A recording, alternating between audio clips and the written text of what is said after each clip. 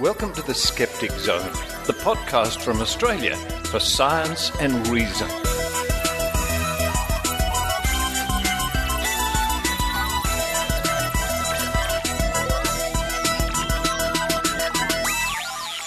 Hello and welcome to the Skeptic Zone, episode number 412 for the 11th of September 2016. Richard Saunders here with you from Sydney, Australia. The 11th of September, of course, we pause to remember those terrible events from 15 years ago.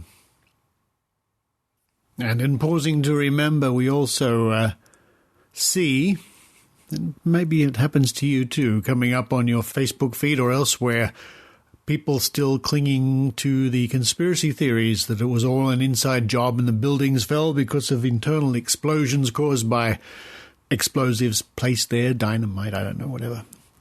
It's not going to go away, which is a sad thing. Also not going away, believe it or not, are moon landing conspiracies. This was brought to my attention the other day. I was listening to the latest Skeptoid podcast with Brian Dunning, all about the moon landing. In fact, it's a special three-parter, very interesting.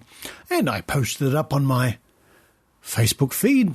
Have a listen to this, it's very interesting. And somebody I know chimed in with the conspiracy theory, which led to an extraordinary back and forth with lots of people about it.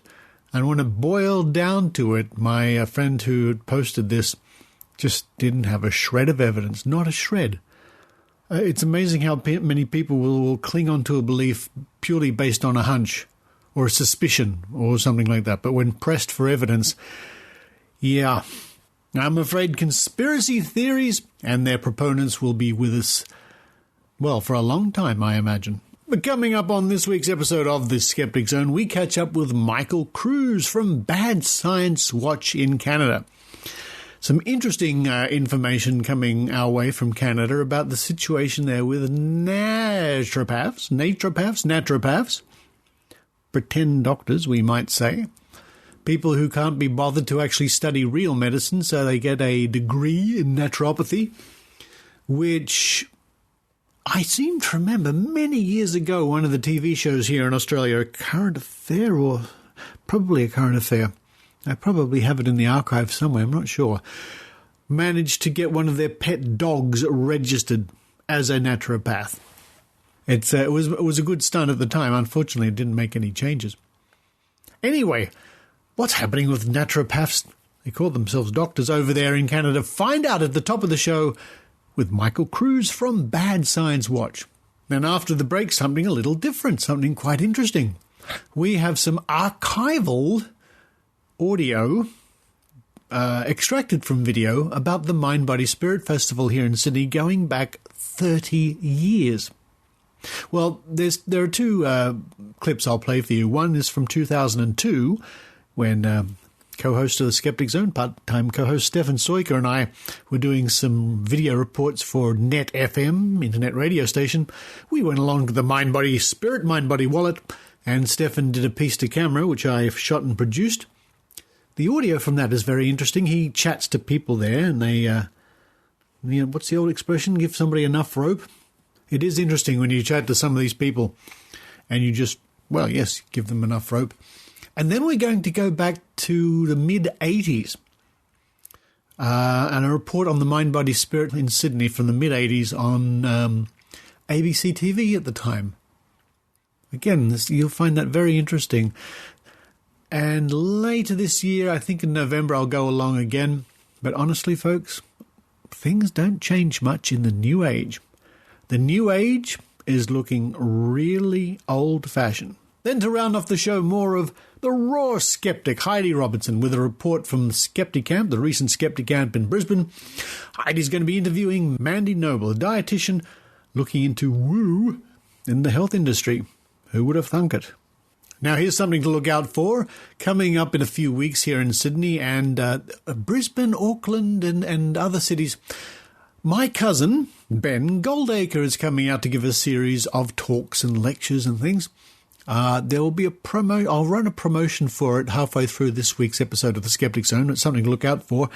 And shortly on the show, not next week, but I think the week after, we have lined up an interview with Ben Goldacre himself, who has appeared on the Skeptic Zone, but not for some time.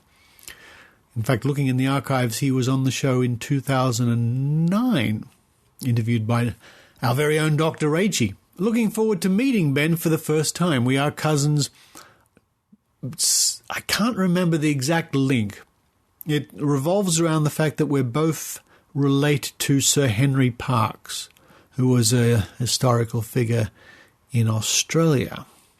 Maybe we can work it out. Anyway, more information about Ben Goldacre's tour of Australia and New Zealand coming up a bit later on in this week's episode of the Skeptic Zone. Those of you in Sydney also, I look forward to seeing you at the Australian Skeptics dinner meeting on the 24th. The 24th, where our special guest will be Lynn Kelly talking about her new book, The Memory Code, a fascinating book all about her research into ancient civilizations using memory techniques in order to pass down wisdom and information and hunting knowledge and all this sort of thing. It sort of ties in with famous things like Stonehenge. It promises to be an absolutely fascinating evening. More information about that talk at skeptics.com.au. And if you're in Sydney, I encourage you to come along. And if you know somebody in Sydney who might be interested in this topic, please let them know. And don't forget, you can also check out 30 years plus, back issues of the Skeptic magazine, free to download from that site. Well, that's all from me at the moment. I'm going to run downstairs, see if I can find those Skeptic Zone cats. They were here a little while ago. I think they're probably sleeping. It's a nice sunny day. Perfect, we might say. Perfect weather for cats to sleep. I'll let the sleeping cats sleep. I'll tiptoe down, in fact. I'll see if I can't find the last bits of some nice chicken soup with some crusty sourdough bread. I do like that sourdough. Well, I'm enjoying that. I hope you enjoy the Skeptic Zone.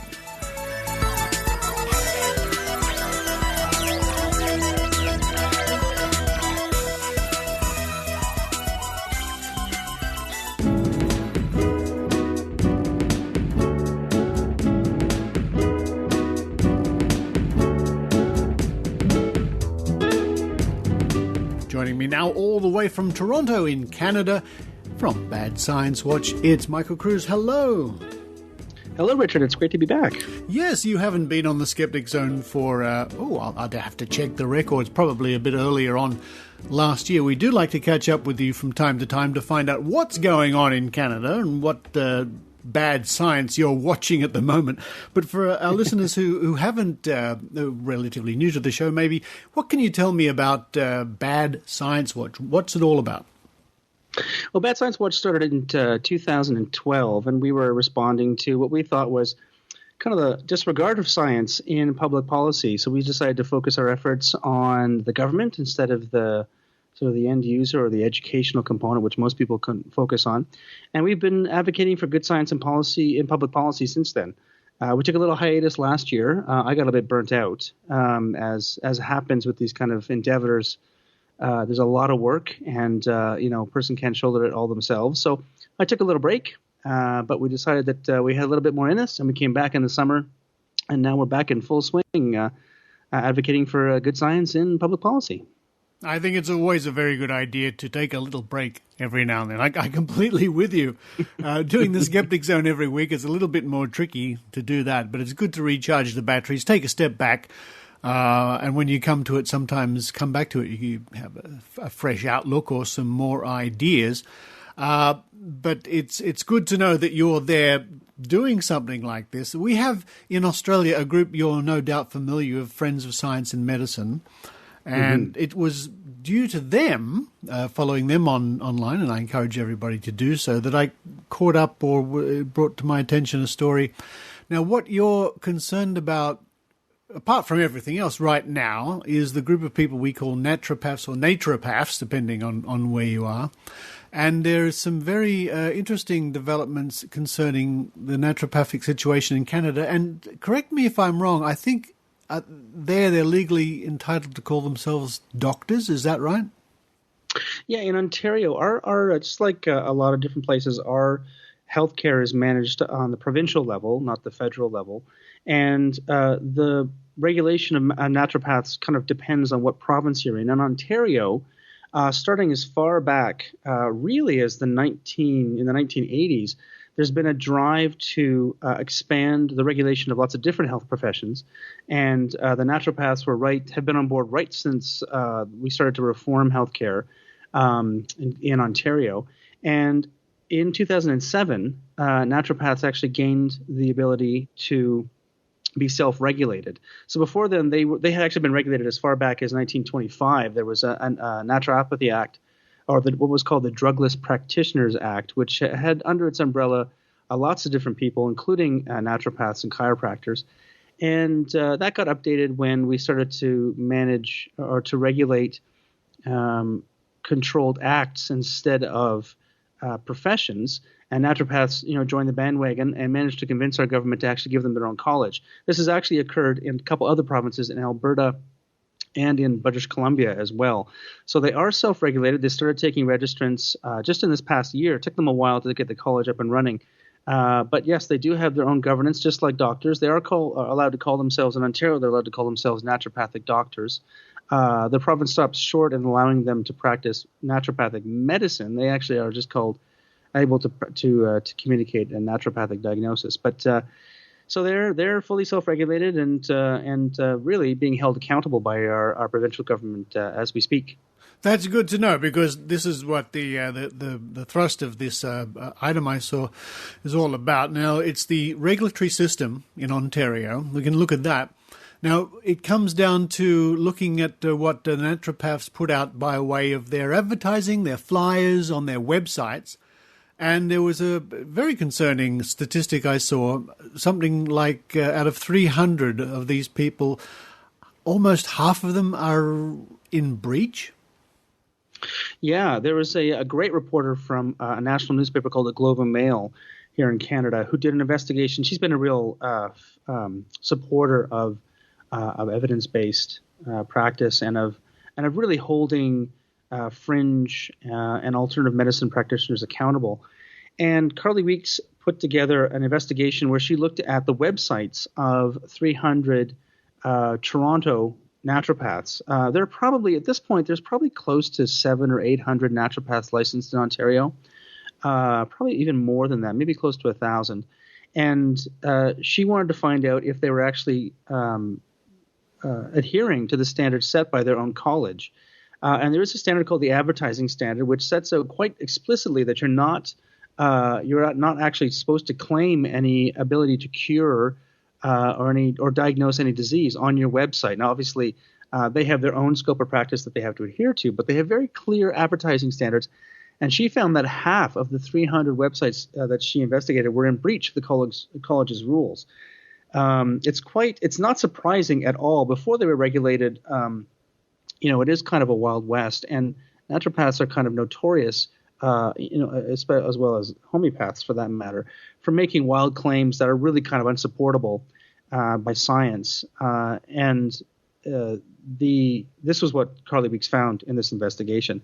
Some of the examples, of course, that she found included somebody offering bogus thermography to in replacement for mammograms. Breast cancer is a very important medical problem that we're trying to deal with, and getting into the way by offering a false diagnosis is really quite despicable. Of course, the flu season, you guys are just getting done your flu season down there in Australia, but up here it's just starting to ramp up. So everyone likes to treat the flu, and naturopaths are no different. And, they're right on board with offering alternatives to flu vaccination and treatment. And again, this is all in contravention of the advertising standards. You can't offer these kind of cures on your website. Other things include vitamin C dosing and cures for dementia, things like that.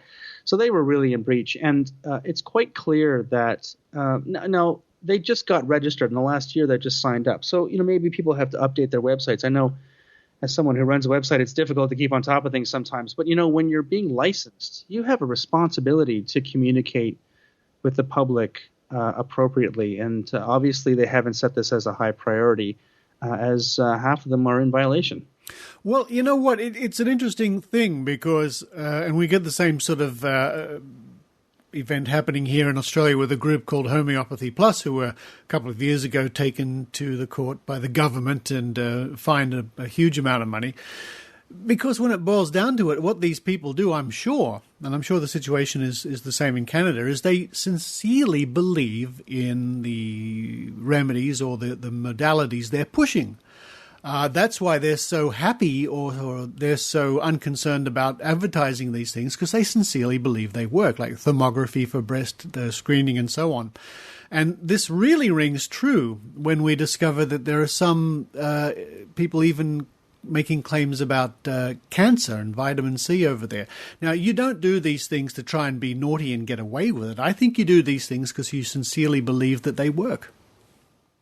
Yeah, that's absolutely true from the practitioner's point of view. I mean, it's once you become publicly or provincially regulated, there is a higher standard. And when it comes to important public health things like vaccinations, the province comes down pretty hard on colleges when they try to communicate their messages. For example, in the case of naturopaths, they are prohibited from having any kind of anti-vaccination message on their websites. The college itself has a very firm policy, and I'm quoting the article now, that says, quote, "There are no known alternatives to vaccinations, and a member should offer no alternative therapy."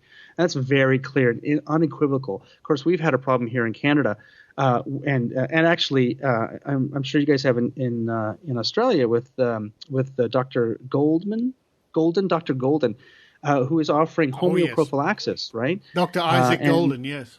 Dr. Isaac Golden. There's a practitioner in the U.S. as well that's been offering these things. Well, they sell no-sodes, homeopathic no-sodes in Canada as well. Bad Science Watch was really on the cutting edge of doing a public campaign, despite the fact that public health agencies in BC and Alberta, as well as different professional organizations, have been calling on the government to ban or to label these products as not alternatives to vaccination. Finally, Bad Science Watch sort of pushed the idea over the edge, and we got the labels changed.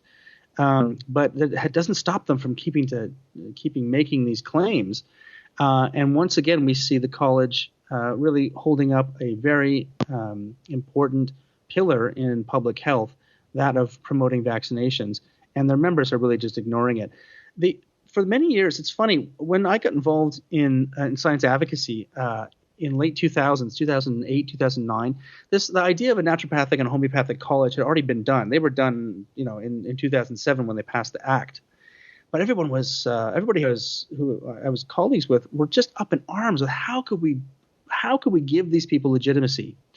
Having a college basically gives you the stamp of approval from in the public's eye, at least, from the province. And certainly the professional organizations that represented naturopaths and homeopaths, their idea was to get legitimacy through college. That's why they wanted it. Now, a college doesn't exist to give anybody legitimacy. It exists to protect the public. That's its number one and really sole purpose. And they should be aware that the college is not going to stop from protecting the public when they make these kind of dubious claims. And even though we cringe at the thought of any kind of legitimacy given to these professions because of their lack of any kind of scientific basis, these colleges, I'm convinced, have a hidden blessing, and that's that they are a physical body that we can go to and make these kind of complaints to, and they're accountable to the province. This happened with our physicians' college here in Ontario. There was some not malfeasance, but the college had not been run well for a couple of years, and the province stepped in and took over. And they started until the College of Physicians could get their act together. This was several years ago, 10 or 15 years ago. While the physicians got their act together, the province took over. And I am sure that if the college cannot properly maintain or license their members, then the province will have no recourse but to step in and say, now hold on a second, you have to stop this practice and start discipline people for this. And they're going to find that registration and licensure is not all it's cracked up to be. It's not about gaining legitimacy. It's about protecting the public. And I guess we can imagine why, in this sort of situation, generally speaking, conspiracy theories start to creep in. Because, as we said before, a lot of these people sincerely believe in what they're doing. They believe that homeopathy is better than vaccination. They believe thermography is better than breast screening. So when the opponents like yourself or even government agencies are pointing out that this isn't the case, rather than accept that evidence, they'll still cling to their beliefs and then start to see, obviously, there must be a conspiracy to stop these natural therapies, and the government must be in the pocket of Big Pharma, and it creates a big feedback loop. Certainly, and that's not an unreceptive idea to the public. There's a firm... part of the reason that we've had a rise in the support for so-called complementary and alternative medicine in the past 15, 20 years is this idea that we've been led down the garden path, or that physicians are in the pocket of Big Pharma and just want to push drugs. If it's the drug pushing problem, if drug pushing is the problem that the public sees, I mean, all you have to do is compare how many times you visit the physician in a year to update your prescriptions, and how often you leave versus how often you leave the naturopath's office with a basket of goodies. I mean, you can't walk out of a naturopath's office without getting a prescription for 6 different supplements and this therapy and that therapy. Like, there's not a therapy they haven't heard of they wouldn't prescribe, right? Yeah. Plus, most of them have their own a lot of them have their own pharmacies within their practice. Yeah. That's right. Yeah, this is a big problem. That's the old what do we call that? The old standby. We've seen that many times before. And you see that when one visits a Mind, Body, Spirit, or as we call it, Mind, Body, Wallet Festival, you have your iridology done or your whatever test they do. And right there next to them on the counter, on the shelf, is the cure. Buy this bottle. Yeah. Yeah, absolutely.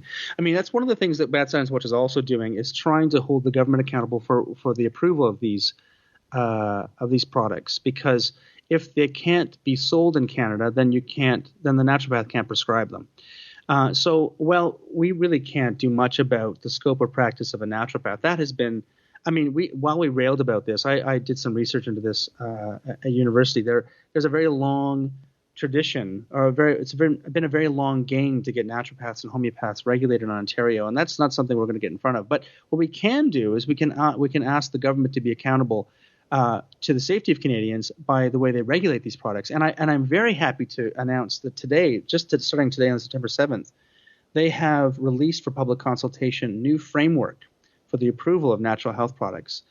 And I'll give you an example. To this day, the only product that cannot be recalled in Canada mandatorily, or the only product we cannot have a mandatory recall for in Canada, is natural health products. You can recall every other consumer product, but you cannot recall them. And that was we had a legislation update a couple of years ago called Vanessa's Law, which had a much needed update to the laws that govern pharmaceuticals, increasing the fines and as well making mandatory recall possibility. But what they put into the law was a very specific exemption for natural health products.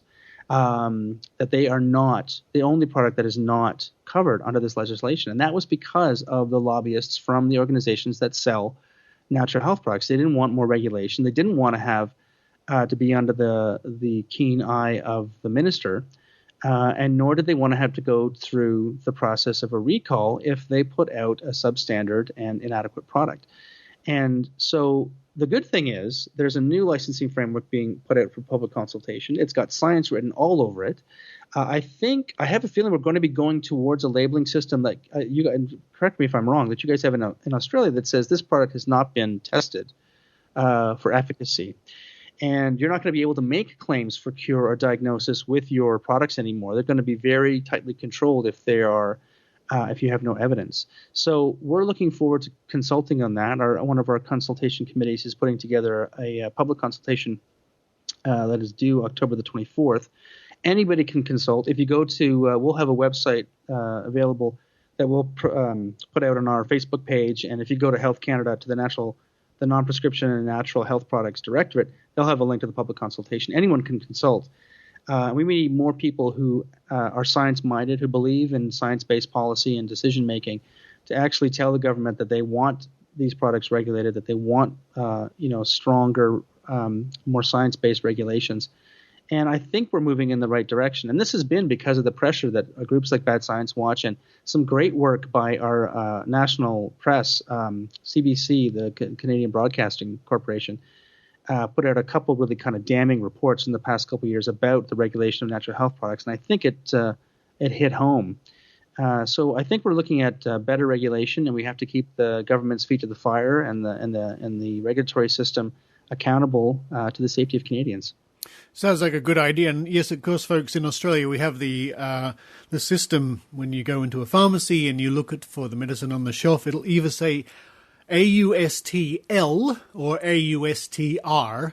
L stands for listed and R stands for regulated, I think. I'd have to check that one up, but nevertheless. And if something says L, OST-L, it means that it hasn't necessarily been tested for efficacy or effectiveness, or it probably doesn't work. So always stick to the OST-R. That's what we tell people. Well, Michael, great to catch up with you. Where can people go to the main Bad Science Watch website? So we're available at badsciencewatch.ca. That's where we keep all our information. Of course, we're on Facebook and Twitter as well. You can search for us there. But if you want to get a hold of us, there's a contact page there. You can always email us at info@badsciencewatch.ca. But the website is where we do most of our business, and we're looking for volunteers. We're looking for certainly donors. I mean, this costs money, and we have to keep the organization running. And if we want to expand and keep the government accountable, we need everyone's support. So go to badsciencewatch.ca for more information. There's the tip, folks. If you're in Canada, I sincerely encourage you to have a look at that website and see if you can help. Or if you have friends and family in Canada, then I think they would be well advised to visit that site too. Well, once again, Michael, great to catch up with you. I think we do this about every year just to see how things are going. And, well, I look forward to catching up with you, if not in person, then on the Skeptic Zone, probably in about a year's time. That's great. Thank you so much, Richard. And thank you for the work you do. It's really important. Thank you.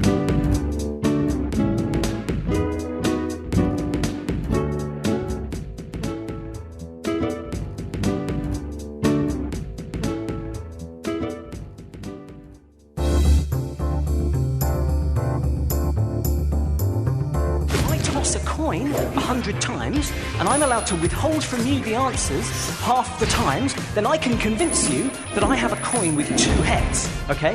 If we remove half of the data, we can never know what the true effect size of these medicines is. We cannot make decisions in the absence of all of the information. In science, we don't care how many letters you have after your name. In science, we want to know what your reasons are for believing something. How do you know that something is good for us or bad for us? An evening with Ben Goldacre. Homeopathic hucksters, nonsensical naturopaths, anti-intellectual anti-vaxxers, slippery statisticians, the journalists daring to declare meats as critically carcinogenic. Let's not forget fraudulent pharmaceutical firms. So when the public is kept in the dark about the detrimental duplicity of these declarations, how many scientists does it take to screw in a light bulb that illuminates the facts? Just one. Dr Ben Goldacre, shining a light in Australia and New Zealand this September. An Evening with Ben Goldacre is brought to you by Think Inc., the folks behind the Australian tours of Dr. Neil deGrasse Tyson, James the Amazing Randi, Steve Wozniak, and many more. Ben Goldacre will be speaking in Brisbane, Melbourne, Auckland, and Sydney. And to get your tickets, visit www.thinkinc.org.au. And I hope to see you at the Sydney Talk on Sunday, the 25th of September.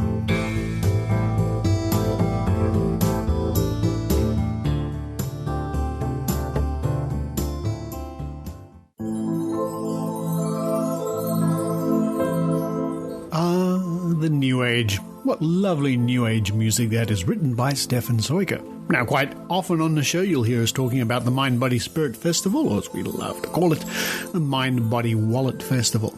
Well, digging through the archives, I discovered a video Stefan Soiker and I made when we were doing video reports for Net FM, an early internet radio station. Here is the audio of Stefan and I visiting the Mind Body Wallet Festival way back in 2002. I'm standing at the front of the Mind Body Spirit Festival in Darling Harbour, and I've come here to sort out a few of my personal issues, a few health problems, a few mental problems, and a few sexual problems. And I'm hoping that with the help of a bit of body touch, a bit of meditation, a bit of crystals, a bit of chanting, I'm going to sort it all out at the Mind Body Spirit Festival here at Darling Harbour. So what is actual hydrotherapy? Hydrotherapy is a basic form to using the comfort and privacy of your own home in your own bath. Mm-hmm. Yeah, you can actually sit on it and you get a desired effect, but no, I don't get off on that. The women do. Women do? Told, yes. What you've got there is actually what we call the spirulina smoothie, which is our special blend of fruit juice, banana, and then we add the spirulina to it for that extra nutritional boost. Do you provide the recipe for the smoothie? The smoothie recipe is on the back of the bottle, of course. Yes, it's on the back of the bottle, thank goodness for that, because if I'm going to get some spirulina, I want to drink it in this form because it's actually very, very tasty. Here we are at the Wall of Psychics here outside the Tarot, Clairvoyant and Psychic Room here at Mind Body Spirit Festival.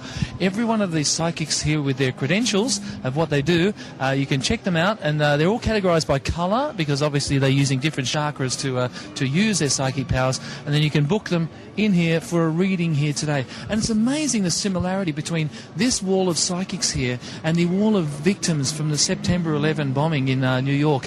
Very, very similar look to the wall. And the funny thing is, not one of these people actually predicted the September 11 bombings in New York. What's going on here today? Lots of weird and wonderful things, actually. This contraption is called the Dreamweaver. Dreamweaver, that's a great name. It is. I didn't think of it, but that's what the inventor calls it. And it's a combination of sacred geometry and sound therapy. So the shape is a dodecahedron, which is one of the 5 platonic solids. Love them. In fact, but I recognise this molecule as well because it looks a lot like the cannabis molecule. So, I wouldn't know that. No. It's not that I'd admit to on net TV anyway. That's right, especially not to inhaling. Yes, not only is this Mind Body Spirit Festival a place of enlightenment, it's also a house of fashion. This is the Batman look for the Shinbio health products. Wear it anywhere and feel good. Sound therapy. Can you explain a bit about that? Certainly. For people who have hearing damage, problems with their ears, sound therapy is a very therapeutic system using high-frequency sound, which goes directly into the ear via a Walkman. Yeah. And we found that high-frequency sound rehabilitates the ear. We have a 90% success rate of healing tinnitus. The other 10% of people say that their tinnitus has been greatly reduced. What's actually going on here today? Okay, we're testing for allergies here, food and environmental. Yeah. You hold on to the probe, which hooks you up to the machine. Yeah. Okay, you're connected. Each individual food is then introduced. It's a reading through your energy levels into the foods. Okay, and you've got samples of all those different foods in over there. Little tubes. Yep. That's pretty good. What is pranic healing? Pranic healing is the use of universal energy, where we access the energy, and we use it to cleanse people's chakras and auras and show them a way of empowering themselves through the use of balancing their energies. Okay, so how do you do it then? How does it actually work? We sensitise our hands and scan people's auras and chakras, and through that process we can work out if they're congested or if they're depleted, and we use that process of cleansing and energising. We also use crystals that have been programmed. Okay. My chakras are all chakra'd out. My aura has basically gone down the drain. My kundalini has spiralled into non-existence. I've had it. This is Stefan for Net FM here at the Mind Body Spirit Festival.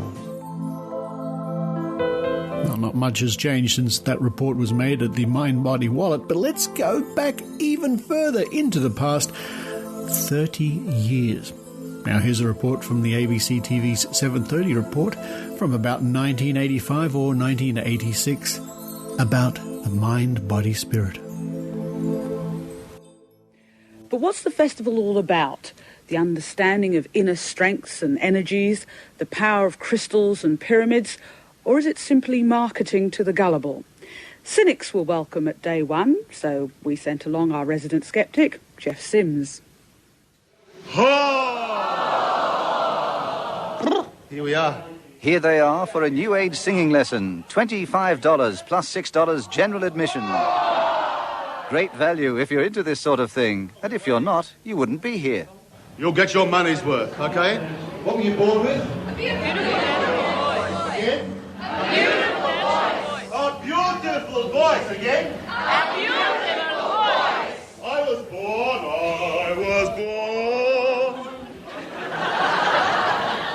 Sorry, get me on a stage, it's hopeless. Hopeless? That's not what this is about. The Mind, Body, Spirit Festival is supposed to be founded on hope, the belief that anything is possible. Yado! We're doing breathing to help people regenerate their body, like improve their looks and deal with varicose veins, things like that. Here, the powers of the pyramids are old hat and crystals. They're full of energy and rainbows. Aren't the best things in life simple? Just the beauty of a rainbow. In places, it looks like a festival of prostration, teaching legs new ways of using sleeping bags. So particular points I'm working here, it's releasing any tension in the intestines itself. Oh, it's not a muscular thing, it's an intestinal thing. Yeah, it's referring through to the back of the body. The message is profound. It apparently takes a great mind to come up with these things. Be happy, walk tall, take it all in your stride. I don't program. I don't think, I want to make love with Robert Redford. But I just kind of go to sleep and just accept whatever comes is the way that I do it. And I think the lesson here is about dream lovers. For $6 for an hour-long session, learn how to have safe sex by yourself while asleep.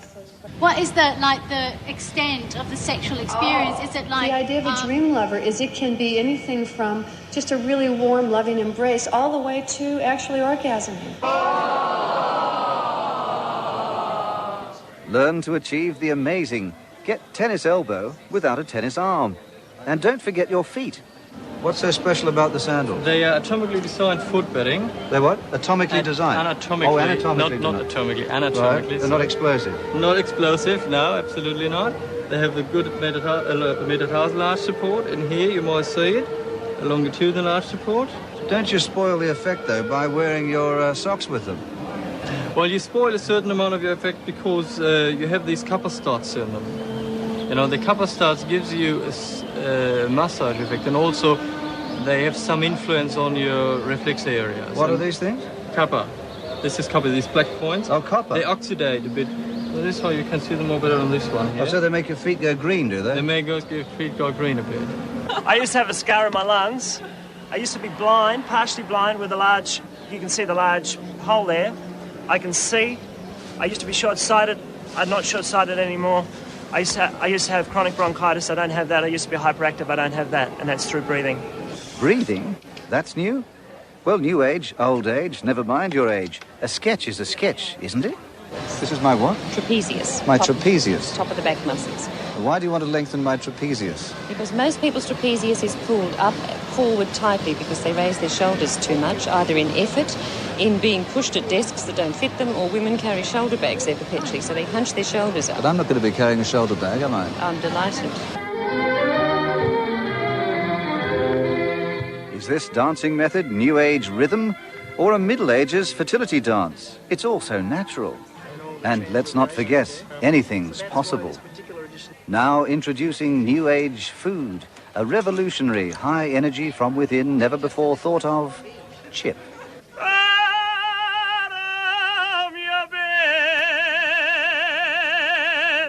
Basically, it's a mat which fits in the bottom of your bath and replaces basically a spa bath that is installed in great cost and expense, I guess.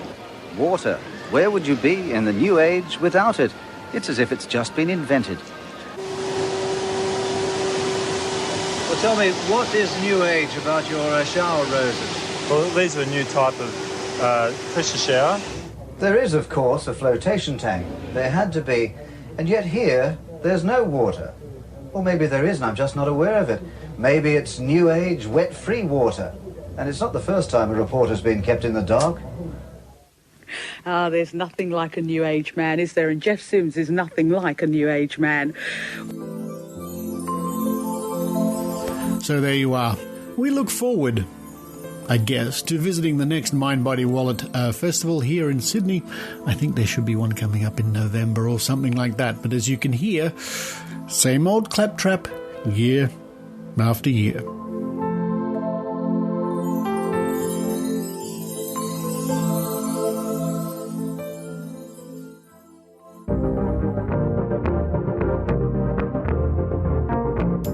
PsyCon Las Vegas.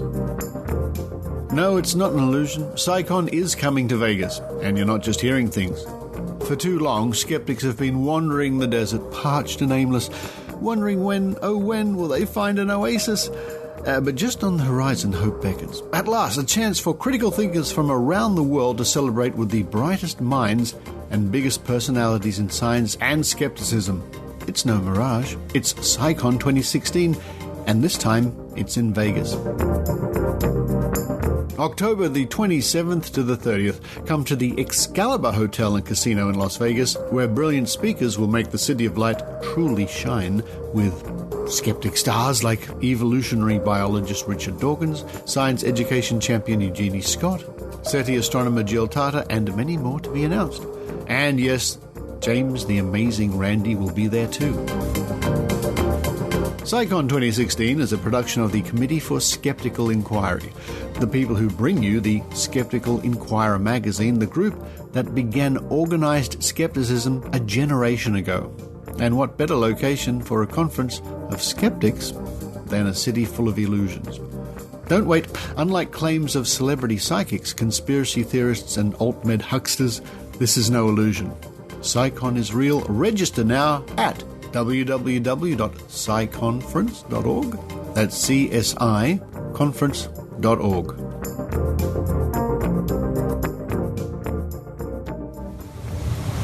Oh, hi, I'm James Randi, as if you hadn't already guessed. I've got a wonderful leaflet here. It's titled, The Conference Dedicated to Science and Skeptical Inquiry. PsyCon, Las Vegas, October 27th to 30th, 2016. And folks, it's 2016 right now. So you got to hurry along and get registered. Look at all my friends here. Richard Dawkins, Eugenie Scott, Larry Krause, so many. And we've got George Robb as our MC this year. Wonderful panoply of stars here that I hope you will be able to come and see along with me. And if you do meet me there, and I hope you will, I want you to come directly to me and say hello. Hug, handshake, whatever you want. I'm pretty big on hugs, as you probably know. But the important thing is that we get to speak person to person. Okay? Remember, Las Vegas, PsyCon, October 27th to 30th this year. I hope to see you there. Okay?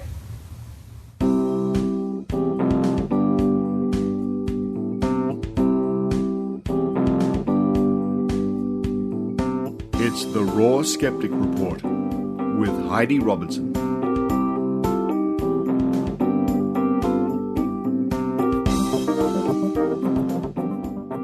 I'm here with Mandy Noble at Skepticamp 2016 in Brisbane, and Mandy's just given a very interesting talk. Mandy, tell the listeners who you are and what you're doing here. I'm a student dietitian.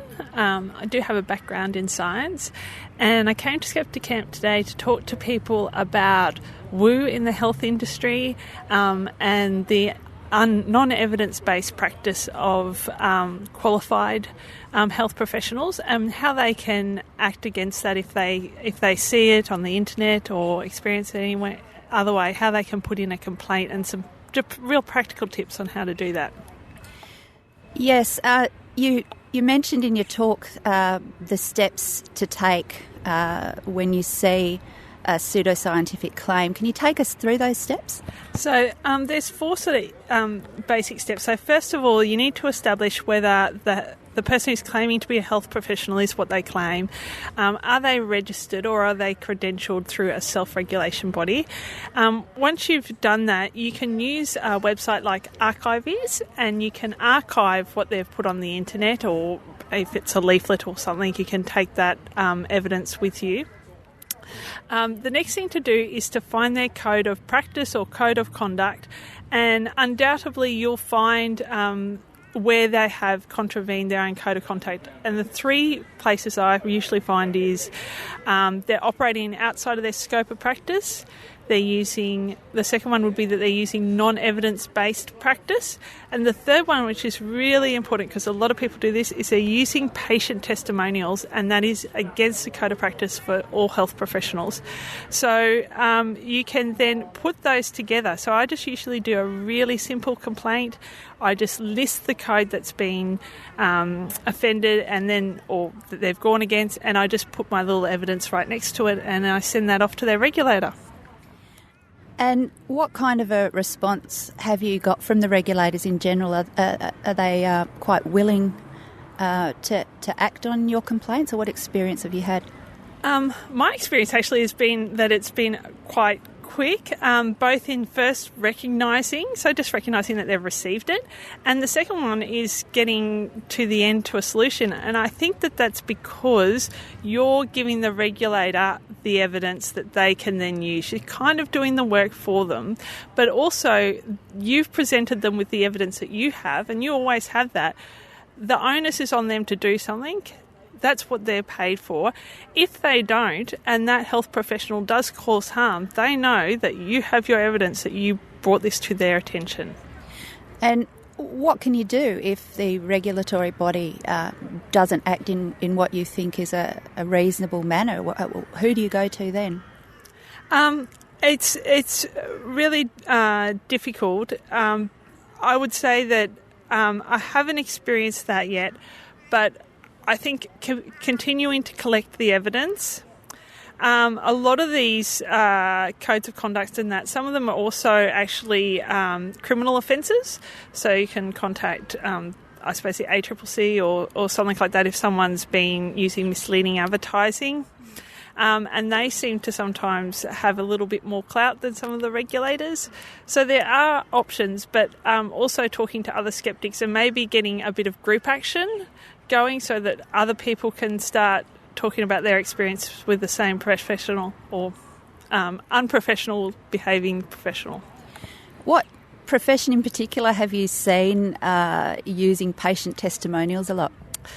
I've seen a lot of GPs and doctors using... So when people jump out of their own scope of practice and practice something that they're not qualified in, it is almost always, or very frequently I should say, diet and nutrition. And so unless you're a dietitian, you're not really qualified to give diets for people who are not the healthy and well. So you will see, I've seen a lot of doctors and specialist medical professionals putting on their websites diets and including testimonials from patients about how they've fared using those diets.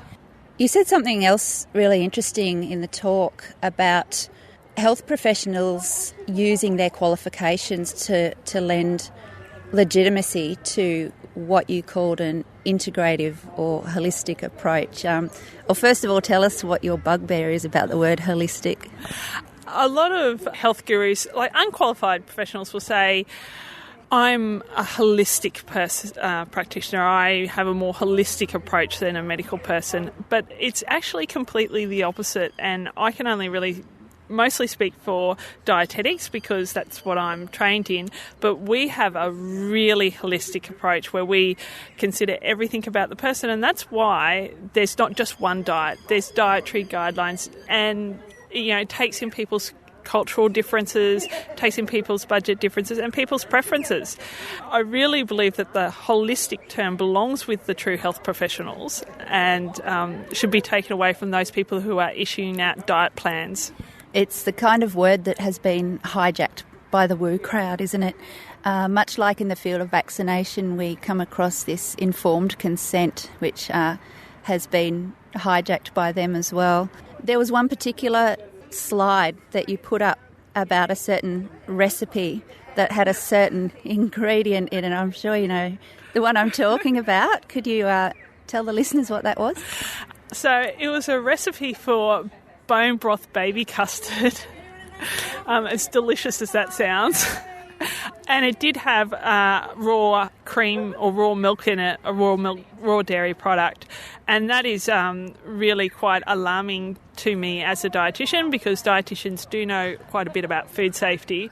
And, raw milk is not a safe thing to be giving anyone, especially a baby who is more likely to become sick from a bug or any bacteria that's in the milk.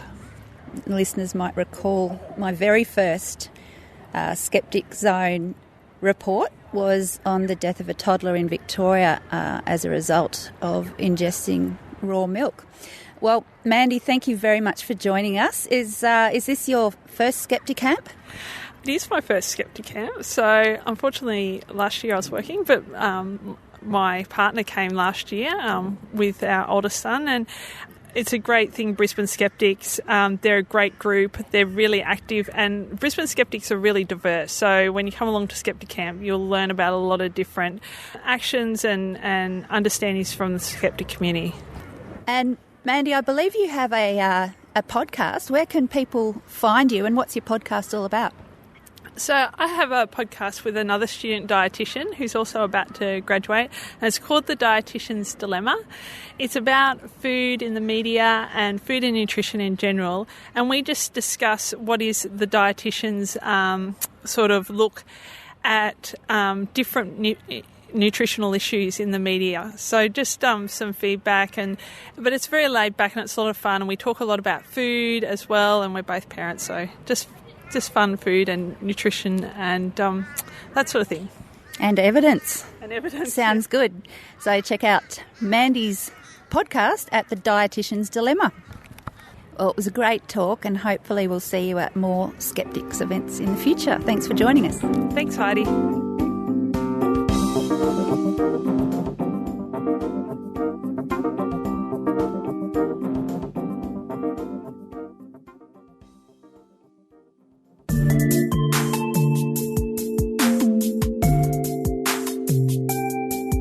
The Australian Skeptics National Convention will be held in Melbourne from the 25th to the 27th of November 2016. Speakers will include Lawrence Krause, Edzard Ernst, Harriet Hall, Michael Marshall, Mel Thompson, Lynn Kelly, Ken Harvey, Lara Wood and Deanne Carson, Joe Alabaster, Peter Bowditch, Ross Balch, Emma Miley, Mal Vickers, and more to be announced. The theme of this year's conference is Good Thinking.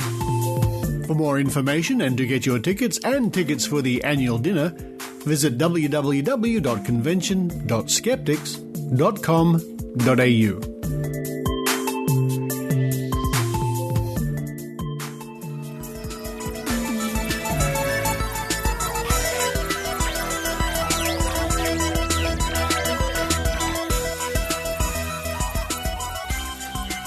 Thank you for listening to the Skeptic Zone.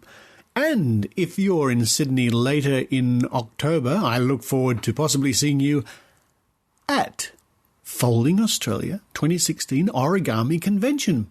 I'll be holding a class on how to fold the origami pig. Pegasus, the flying pig I invented for James Randi.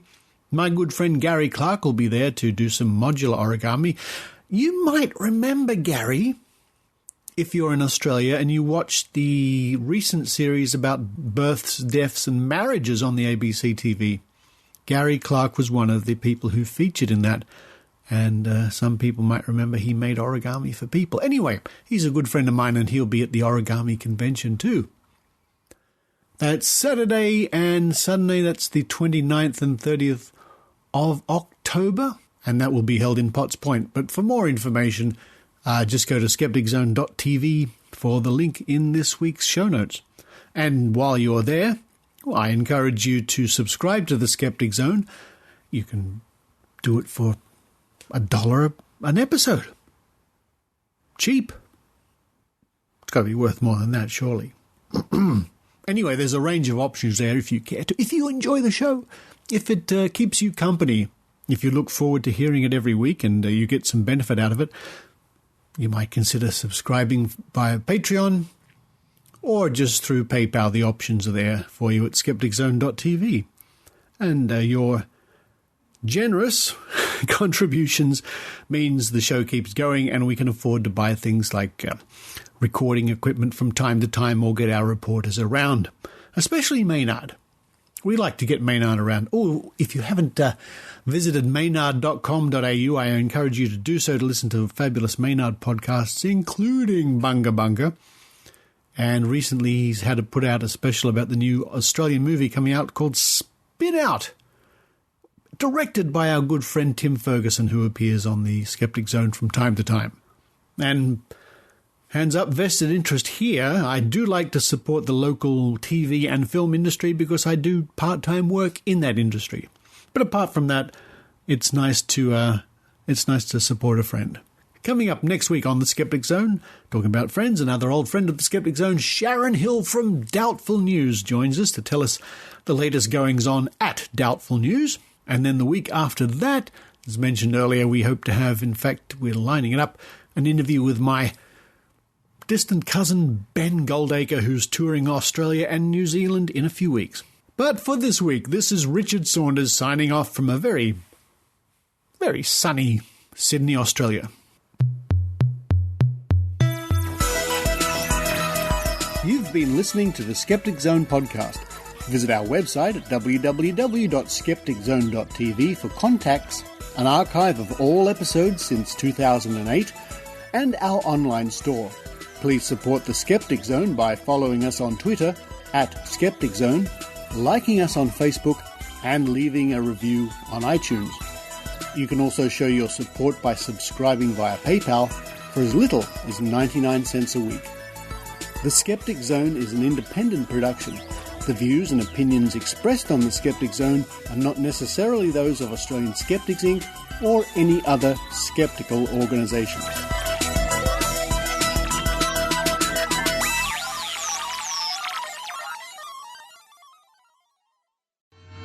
All right, Mr. Scott, energize. Congratulations to Star Trek. 50 years. Live long and prosper.